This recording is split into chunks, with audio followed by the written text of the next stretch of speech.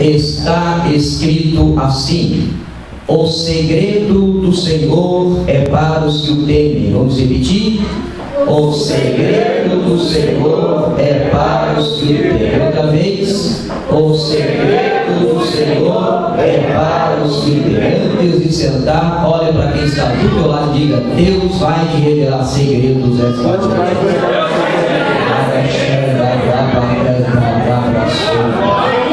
Deus vai te revelar segredos esta noite.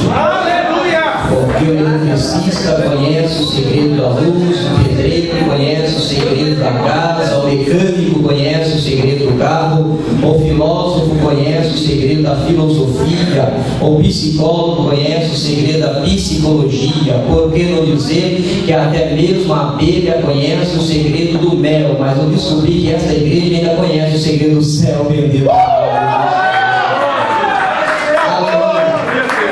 Eu vou deixar Deus me usar aqui essa noite. Amém. Pode deixar. Quantos trouxeram a Bíblia? Levante a Bíblia. Quem trouxe a Bíblia Sagrada? Chacoalha a Bíblia assim. Chacoalha a Bíblia. Isso é para mostrar a Satanás que a igreja aqui de Portugal está armada em nome do Senhor.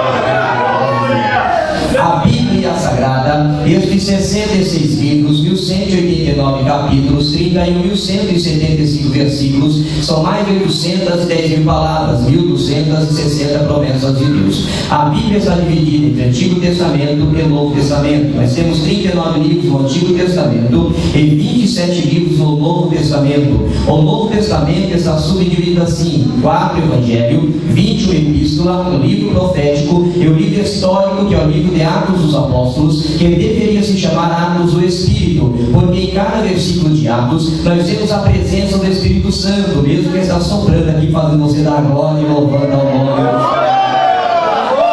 Acontece que o Antigo Testamento ele era chamado de preparação. Diga comigo assim: preparação. Deus estava preparando o coração da humanidade. Era mais ou menos assim: um homem pecava e o cordeiro morria, a mulher pecava e o cordeiro morria, a pessoa pecava e o cordeirinho morria. Deus estava ali preparando o coração da humanidade, porque no Novo Testamento ia chegar um homem que iria ser chamado de o Cordeiro de Deus que tira o pecado do mundo. Logo, o Novo Testamento já não é mais preparação, o Novo Testamento é a manifestação. Diga comigo: manifestação. O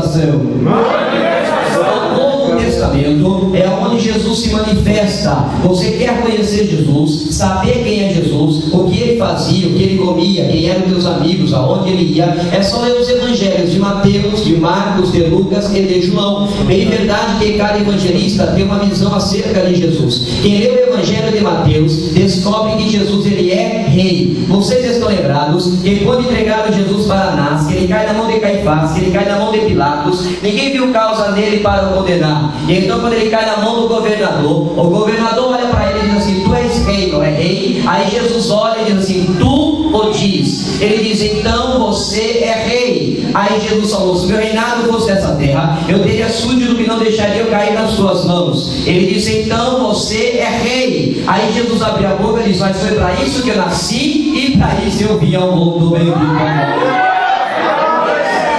Mateus, mas Marcos não. Marcos diz que Jesus é servo. Marcos diz que Jesus veio para servir e não para ser servido. E aí entrou o doutor Lucas. O doutor Lucas, por ser médico, ele vai buscar a anatomia de Jesus Cristo e ele quer provar para nós que Jesus ele era homem, que Jesus é homem. Mas Lucas tinha um problema, porque se Lucas tivesse o aparelho que nós temos hoje no nosso século, que nos coloca no DNA, doutor Lucas ia descobrir que Jesus ele só tinha o DNA de Maria. Jesus não tinha o DNA de José. Então como prova que ele é homem? Então entrou João. Aí João disse: não. Mateus diz que Jesus é rei, Marcos diz que Jesus é servo, Lucas diz que Jesus é homem.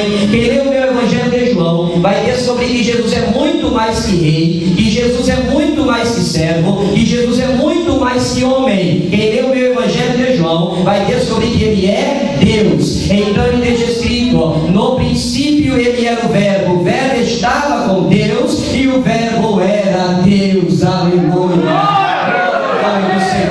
Em João capítulo 1 ele é filho de Deus. Em João capítulo 2 ele é filho do homem. Em João capítulo 3 ele é o mestre divino. Em João capítulo 4 ele é o ganhador de alma. Em João capítulo 5 ele é o médico por excelência. Em João capítulo 6 ele é o pão da vida. Em João capítulo 7 ele é a água da vida. Em João capítulo 8 ele é defensor do fraco. Em João capítulo 9 ele é a luz do mundo. Em João capítulo 10 ele é o bom pastor. Em João capítulo 11 ele é o príncipe da vida. Em João capítulo 12 ele é rei. Em João capítulo 13 ele é servo. Em João capítulo 14 ele é o caminho, a verdade e a vida. Em João capítulo 15 ele é a videira verdadeira. Meu pai é o lavrador e está dizendo: se você estiver em mim e se eu estiver em vós, pode pedir o que você quiser nessa noite, porque Deus vai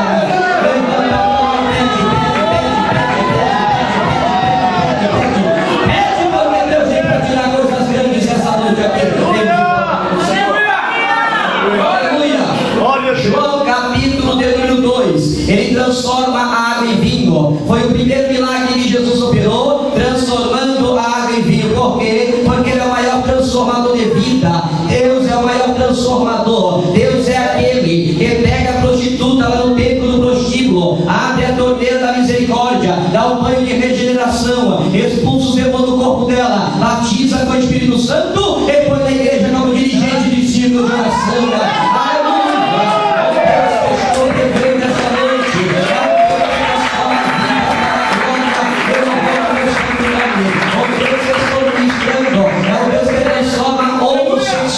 Sim, a patologia, a pepa moderna e frajuta diz que o homem queimar-se de amor por outro homem é doença.